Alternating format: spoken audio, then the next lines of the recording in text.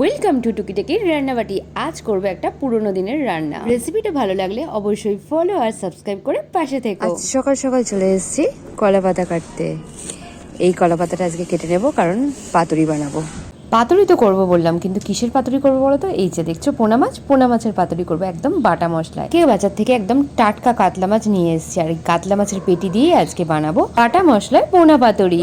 সাথে দিয়েছি সরু করে কেটে রাখা আলু আর পেঁয়াজ বলতে আমি এখানে পেঁয়াজ পাতা দিয়েছি, আর সেই পেঁয়াজ পাতার নিচে যে পেঁয়াজগুলো থাকে সেই পেঁয়াজগুলোই কেটে দিয়েছি, এতে কিন্তু স্বাদটা আরও ভালো হয়। আদা জিরে শুকনো লঙ্কা শিলে বেটে নিয়ে তার মধ্যে নুন হলুদ আর সরষের তেল দিয়ে মশলা তৈরি করে এই মশলা দিয়ে সমস্তটা ম্যারিনেট করে নিয়েছি, আর এক্সট্রা কোনো মশলা লাগবে না। তারপর তাওয়ার ওপর সামান্য সরষের তেল দিয়ে একটু কলাপাতা দিয়েছি, তার উপর বড় কলাপাতা দিয়েছি, সেটাও সরষের তেল দিয়ে মাখিয়ে নিয়েছিলাম।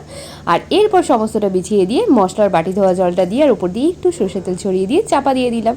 কিছুক্ষণ পর উল্টে দেবো। ততক্ষণ চলো এই যে নাইট কুইনের সাথে তোমাদের পরিচয় করিয়ে দিলাম। এটা শুধুমাত্র রাত্রে ফুটে ওঠে আর সকালবেলা বুঝে যায়। ওদিকে পাতুরিটা বেশ জল টেনে গেছে, এক সাইড হয়ে গেছে। এবার আমি এইভাবে আরেকটা সাইড উল্টে দিচ্ছি।